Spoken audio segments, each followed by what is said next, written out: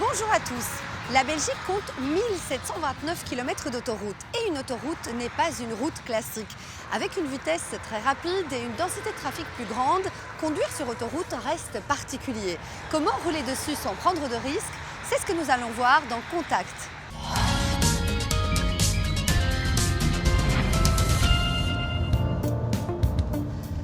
Bon Olivier, je suis ici sur une bretelle pour rentrer sur l'autoroute. J'augmente ma vitesse pour essayer de rentrer de manière très fluide dans la circulation. Tout à fait, l'autoroute c'est très rapide. Les camions qui sont sur la bande de droite sont eux-mêmes à 90 km/h réel.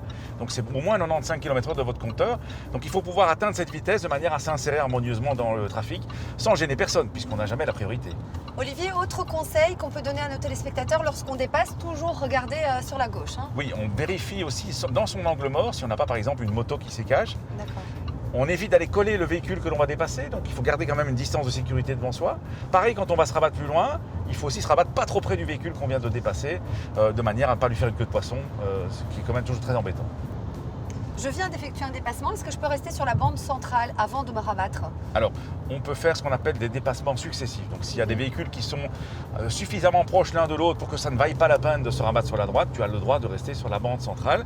Par contre, s'il y a de l'espace pour se rabattre et que tu peux y rester un certain temps, au moins 5-6 secondes, il faut le faire de manière à libérer la bande centrale de l'autoroute. On ne dort pas sur la bande centrale, c'est important de le répéter. Non, voilà, la bande centrale n'est pas une voie de circulation permanente.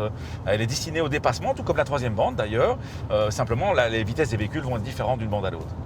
Olivier, quels sont les conseils lorsque je veux sortir de l'autoroute? Eh bien, quand on veut sortir de l'autoroute, ça se prépare. Donc, on ne fait pas ça au dernier moment, de manière à ne pas se retrouver dans la situation où on doit couper la route à un conducteur qui est plus lent, qui serait sur la bande de droite. Donc, on ne fait pas le dépassement de trop.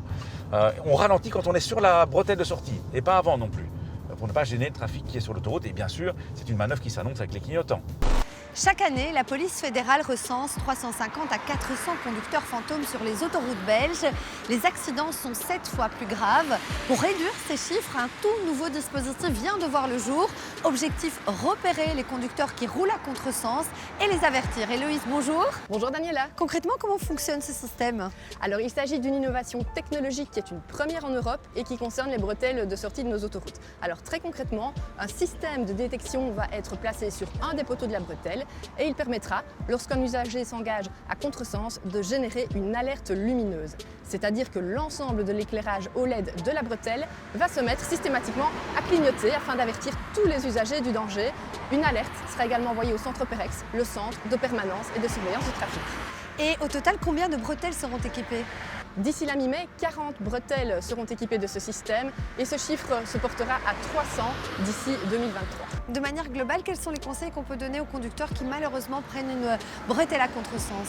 Avant tout, évidemment, de garder son sang-froid, de s'immobiliser le plus rapidement possible et le plus en sécurité possible, de sortir du véhicule avec ses occupants derrière une glissière de sécurité, d'appeler évidemment les secours pour qu'ils puissent venir escorter cette personne et remettre le véhicule dans le bon sens de circulation.